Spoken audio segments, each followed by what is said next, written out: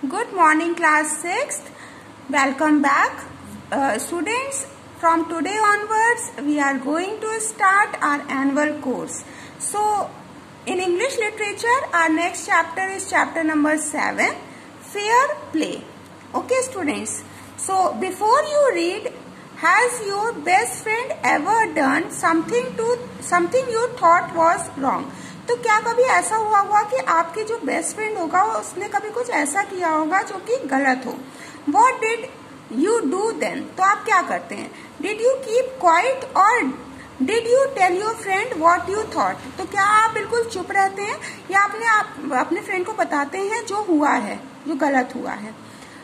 Read this story about two friends who had to decide what was more important. तो ये story अब हम पढ़ेंगे, उसमें ये पता चलेगा इसमें क्या ज्यादा इम्पोर्टेंट है, फ्रेंडशिप एंड एमिटी, मतलब दोस्ती ज्यादा इम्पोर्टेंट होती है या दुश्मनी, और a sense of what is right and what is wrong, या एक ऐसा सेंस, एक ऐसी सोच हमारी जिससे हमें ये पता चलता है कि क्या सही है और क्या गलत है. So student, this story is about two friends, okay, Jumman Shaikh and Algu Chaudhary. Jumman Shaikh और अलगू चौधरी के बारे में ये स्टोरी है. So students, let's start reading this story. Point number 1. Jumman Shaikh and Algu Chaudhary were good friends. Jumman Shaikh और अलगू चौधरी बहुत बेस्ट फ्रेंड्स थे, बहुत अच्छे फ्रेंड्स थे. So strong was their bond of friendship that when either of them went away from the village, the other looked after his family. तो अगर कोई भी, उनकी फ्रेंडशिप इतनी ज्यादा गहरी थी, स्ट्रॉन्ग का मतलब होता है बच्चों गहरी, ठीक है, तो उनकी फ्रेंडशिप इतनी ज्यादा गहरी थी कि अगर कोई भी एक गांव से बाहर जाता था तो जो दूसरा था वो उनकी फैमिली को देखभाल करता था. ठीक है, अगर जुम्मन शेख बाहर जाता था तो अलगू चौधरी उसकी फैमिली की देखरेख करता था, अगर अलगू चौधरी बाहर जाता था तो जुम्मन शेख उसकी फैमिली की देखरेख करता था. ठीक है, both were greatly respected in the village, और दोनों की गांव में, विलेज में बहुत ज्यादा इज्जत थी. Jumman had an old aunt who had sum property. Jumman की एक ओल्ड आंट थी. आंट बच्चों इंग्लिश में हम आंट किसी को भी कह सकते हैं, चाची हैं, बुआ हैं, मौसी हैं, किसी को भी हम आंट कह सकते हैं. ठीक है, तो जुम्मन की एक आंट थी जिनकी कुछ प्रॉपर्टी थी.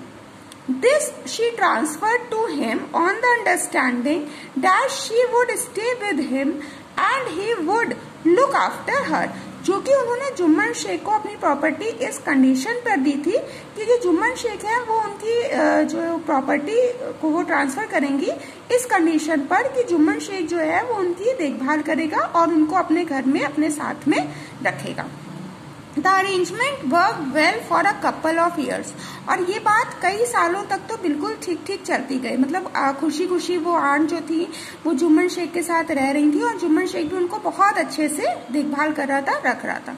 Then the situation changed. लेकिन ये सिचुएशन बहुत दिन तक नहीं चली, ये सिचुएशन चेंज हो गई. Jumman and his family were tired of the old relative. जो जुम्मन था और जो उसकी फैमिली थी वो उस ओल्ड रिलेटिव से, जो आंट थी, बूढ़ी आंट थी, उनसे परेशान हो गया. ठीक है, टायर्ड का मतलब होता है कि हम परेशान हो जाते हैं किसी चीज से. Jumman became as indifferent to her as his wife who guarded even the little food that the old lady wanted every day. तो जुम्मन बच्चों, इनडिफरेंट का मतलब होता है कि अगर हम किसी के ऊपर ध्यान नहीं देते हैं, हमारा इंटरेस्ट किसी पर से खत्म हो जाता है. तो जुम्मन और जो उसकी फैमिली थी, जो उसकी वाइफ थी, वो उनका जो इंटरेस्ट था अब उसकी बूढ़ी आंट पर से खत्म होने लगा था.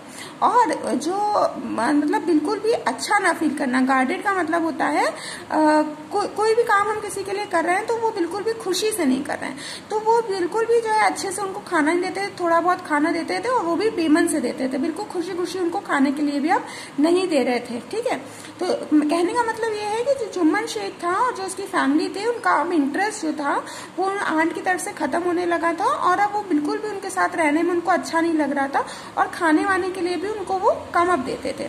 She swallowed these insult along with her food for a few months. और जो उनकी बूढ़ी आंट थी, सॉरोड का मतलब होता है बेटा टॉलरेट करना, ठीक है, किसी चीज को कुछ टाइम तक के लिए बर्दाश्त करना। तो उन्होंने कुछ टाइम तक तो ये बात को बर्दाश्त किया, जो बूढ़ी आंट थी कुछ महीनों तक तो उन्होंने जो है इस इंसल्ट को, इस जो है दिक्कत को बर्दाश्त किया। But patience has this limit, लेकिन जो हमारे पेशेंस होते हैं ना उसकी भी कुछ लिमिट होती है, ठीक है। हम कोई भी इंसल्ट है हम उसको कुछ टाइम के लिए बर्दाश्त करेंगे, लेकिन ये जरूरी नहीं है कि हम उसको सहते ही चले जाएं। तो उनकी भी पेशेंस जो थे उसकी कुछ लिमिट थी। One day she spokes to Jumman, my son it is now obvious that I am not wanted in your house. और एक दिन क्या होता है कि वो जुम्मन से ये बात बोली देती हैं कि जब बेटा अब ये बात मुझे समझ में आने लगी है कि अब तुम्हें मेरी इस घर में कोई जरूरत नहीं है। Kindly give me a monthly allowance so that I can set up a separate kitchen।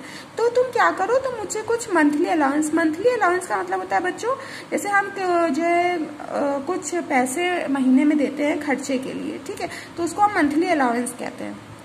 तो वो से कहती है कि तुम मुझे कुछ मंथली अलाउंस दे दो, ठीक है, कुछ खर्चा पानी मुझे महीने का दो, जिससे मैं अपना एक सेपरेट किचन मतलब अपना एक अलग किचन बना करके वहां पर सेटअप हो सकूं। My wife knows best how to run the house. तो जुम्मन होता है वो ये कहता है कि मेरी वाइफ को पता है कि घर को कैसे चलाना है, ठीक है, मेरी वाइफ बहुत अच्छे से जानती है कि घर को कैसे चलाया जाता है। बी पेशेंट, तो आप जो है वो थोड़ा सब्र रखिए, थोड़ा धैर्य रखिए। बी पेशेंट, पेशेंट का मतलब होता है सब्र रखना, धैर्य रखना। तो आप थोड़ा सब्र रखिए क्योंकि मेरी वाइफ ये बात जानती है कि घर को कैसे चलाया जाता है। सेड जुम्मन शेमलेसली, शेमलेसली का मतलब है बिल्कुल जो है एकदम गंदी तरीके से, एकदम बेकार तरीके से कहना। बेशर्मी आप कह सकते हैं, ठीक है। तो बेशर्मी से वो ये बात एकदम बोलता है कि जो है आप धैर्य रखिए, आप चुप रहिए, मेरी वाइफ को पता है कि घर को कैसे चलाता है। This made his aunt very angry. और इस बात को सुनने के बाद में जो उसकी आंट होती है, जो बूढ़ी आंट होती है, वो बहुत ही ज्यादा उनको गुस्सा आ जाता है। And she decided to take her case to the village panchayat. और वो ये सोचती है कि ठीक है, अब ये जो केस है, ये जो बात है, घर का जो हमारा मैटर है, इसको मैं ले जाऊंगी गांव की पंचायत तक। पंचायत एक गांव में एक छोटी सी कोर्ट होती है जहां पर कोई भी दिक्कत होती है, कोई भी मैटर होता है, कोई भी प्रॉब्लम होती है, उसको डिस्कस किया जाता है, ठीक है। For many days, the old lady was seen talking to the villagers, explaining her case and seeking their support। तो कई दिनों तक तो जो वो बूढ़ी आंट थी, जो ओल्ड लेडी थी, वो जो है विलेजर से अपनी बात को बताती हैं और उनसे अपनी सिंपैथी उनसे लेती हैं कि वो जो है उनको फेवर करें, वो उनको सपोर्ट करें कि जो उनके साथ में हो रहा है वो बिल्कुल भी ठीक नहीं हो रहा है, वो बहुत ही गलत हो रहा है, ठीक है। तो वो विलेजर्स को ये बात अपनी घर की जो भी प्रॉब्लम होती है, जो भी जुम्मन शेख उनके साथ कर रहा होता है, उनकी फैमिली जो उनके साथ में कर रही होती है, सारी बातें वो जो है विलेजर्स को बताने लगती है। सम सिंपैथाइज्ड विद हर, तो कुछ लोग तो जो होते हैं वो उनको सिंपैथाइज करते हैं कि हाँ आपके साथ में बहुत गलत हो रहा है, आपके साथ में बहुत बुरा हो रहा है। And other laughs at her, लेकिन कुछ लोग जो होते हैं वो उनके ऊपर हंसते हैं, ठीक है। And a few other advised her, और कुछ लोग जो होते हैं वो उनको ये एडवाइस करते हैं to make it up with her nephew and his wife, की जो है अपने नेफ्यू, अपना जो भतीजा है, नेफ्यू का मतलब भतीजा, ठीक है, अपने नेफ्यू और उसकी बीवी के साथ में, मतलब उसकी वाइफ के साथ में आप जो है बिल्कुल शांति के साथ में रहिए क्योंकि अब आप बुजुर्ग हो गई हैं, ठीक है। तो आपका इस तरह से लड़ाई झगड़ा करना अच्छा नहीं है। तो कुछ लोग तो उनको सिंपैथाइज करते हैं, कुछ लोग उनको ये एडवाइस करते हैं कि आपको जो है अपने भतीजे और उसकी वाइफ के साथ में मिलजुल करके आप रहना चाहिए क्योंकि हम आपकी ओल्ड एज हो गई है। At last she came to Algu Chaudhary and spoke to him। और जब उनको कहीं से कोई फेवर नहीं मिलता है तो लास्ट में वो अलगू चौधरी कौन था? अलगू चौधरी जुम्मन शेख का है ना, जुम्मन शेख जो था उसका बेस्ट फ्रेंड था। तो लास्ट में क्या करती है, वो लास्ट में अलगू चौधरी के पास में जाती हैं और उसको अपनी दिक्कत बताती है। यू नो चाची, Jumman is my best friend. तो जो अलगू चौधरी होता है वो ये कहता है कि चाची आपको पता है ना कि जो जुम्मन शेख है वो मेरा पक्का दोस्त है, मेरा बेस्ट फ्रेंड है। How can I go against him, अब मैं उसके खिलाफ कैसे जा सकता हूँ। Algu said but it is right my son to keep mum and not not say what you consider just and fair. तो वो कहती हैं कि हाँ, जो ओल्ड आंट होती हैं वो कहती हैं कि हाँ बेटा मुझे पता है कि वो तुम्हारा बेस्ट फ्रेंड है, लेकिन क्या मम का मतलब होता है बच्चों क्वाइट रहना, ठीक है, चुप रहना। तो क्या ये बात सही है कि तुम एकदम चुप रहो इस बात को जानने के बाद में भी कि जो हो रहा है वो सही नहीं है, वो ठीक नहीं हो रहा है। प्लीडेड द ओल्ड लेडी, ये बात ओल्ड लेडी बहुत ही ज्यादा दुख के साथ में कहती है। Come to the panchayat and speak the truth. तो जो है काम करो, अगर तुम्हें लग रहा है कि ये बात गलत है, जो मेरे साथ हो रहा है वो बिल्कुल भी ठीक नहीं हो रहा है, तो पंचायत में आओ और आकर के जो भी सच है उसको बोलो। She said, Algu did not reply. ठीक है, तो ये बात सुनने के बाद में वो जो है अलगू जो होता है वो कुछ कहता तो नहीं है, but her words keep ringing in his years.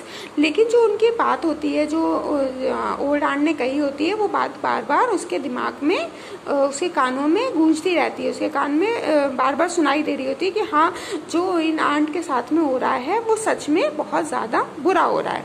So students, once again let's revise this part. Let's revise this part. In this story, students, Algu Chaudhary and Juman Sheikh were both good friends. Juman Sheikh had an old aunt, ठीक है, who had some property. ठीक है, जो जुम्मन शेख थी उनकी एक aunt होती है, उनकी कुछ प्रॉपर्टी होती है, जो प्रॉपर्टी वो जुम्मन शेख को इस कंडीशन पर ट्रांसफर करती हैं कि वो उनकी देखभाल करेगा। कुछ टाइम तक तो वो उनके साथ में बिल्कुल खुशी खुशी रहती हैं, लेकिन कुछ टाइम के बाद जो जुम्मन शेख होता है वो जो है अपनी जो बूढ़ी आंट थी, अपनी चाची थी, उनसे परेशान हो जाता है और उनको खाने के लिए कम या उनको परेशान करने लगता है। ठीक है, कुछ टाइम तक तो वो जो है इस बात को बर्दाश्त करती हैं, इस बात को टॉलरेट करती हैं, बट उनके पेशेंस जो होते हैं वो एक टाइम लिमिट के बाद में खत्म होने लगते हैं। फिर क्या होता है बच्चों, फिर वो जुम्मन शेख से ये कहती है कि मुझे कुछ मंथली अलाउंस दे दो जिससे मैं अपना एक सेपरेट किचन बना सकूं। तो जुम्मन शेख उनको जो है डांट देता है या उनसे ये कहता है कि आप थोड़ा सब्र, थोड़ा धैर्य रखिए, क्योंकि मेरी वाइफ अच्छे से जानती है कि कैसे घर को चलाना होता है। तो इस बात से जो आंट होती है वो बहुत ज्यादा गुस्सा हो जाती हैं और वो ये डिसाइड करती हैं कि ठीक है, अब मैं इस जो केस है इसको मैं विलेज पंचायत तक लेकर के जाऊंगी। तो जब वो विलेज पंचायत में जाने से पहले कई अपने विलेजर्स होते हैं, गांव वाले, जिनको अपनी दिक्कत बताती हैं, तो कुछ तो उनको सपोर्ट करते हैं, कुछ उन पर हंसते हैं और कुछ उनको ये एडवाइस करते हैं कि आपको अपने जो नेफ्यू है ना, जो आपका भतीजा है और जो उसकी वाइफ है, उसके साथ में थोड़ा सा कोऑपरेट कर लेना चाहिए ताकि आपको आपकी ओल्ड एज में कोई भी परेशानी ना हो। ठीक है, तो एट लास्ट क्या होता है, जो चाची होती हैं वो जो है जाती हैं किसके पास में, जुम्मन के पास में। जुम्मन कौन है? जुम्मन अलगू चौधरी का बेस्ट फ्रेंड है। ठीक है, तो जुम्मन उनकी बात को जो है सुनने से पहले ये कहता है कि आपको पता है कि जो अलगू चौधरी ये कहता है कि आपको पता है कि जुम्मन जो है वो मेरा बेस्ट फ्रेंड है, तो मैं उसके खिलाफ कैसे जा सकता हूँ। तो जो चाची होती हैं, जो बूढ़ी आंटी होती हैं, वो ये कहती है कि क्या तुम्हें ये जानने के बाद में भी जो मेरे साथ में हो रहा है वो बिल्कुल भी सही नहीं हो रहा है, तो क्या ये बात सही है कि तुम चुप रहो? Is it right to keep mum? Mum means quite. ठीक है, तो वो जो जुम्मन होता है उससे कहती है कि चलो मेरे साथ में और जाकर के पंचायत में सच बोलो, ठीक है, कि मेरे साथ में जो हो रहा है वो ठीक नहीं हो रहा है। तो अलगू चौधरी कुछ कह तो नहीं पाता है, लेकिन उनकी बातें उसके कानों में गूंजती रहती हैं, उनकी बातें उसको बार बार याद आती रहती है। So students, this is all about our part 1 of the story fair play. The next part 2, we will start from tomorrow. Students, read this story very carefully and I hope you all have understood the first part of this story. Thank you, students.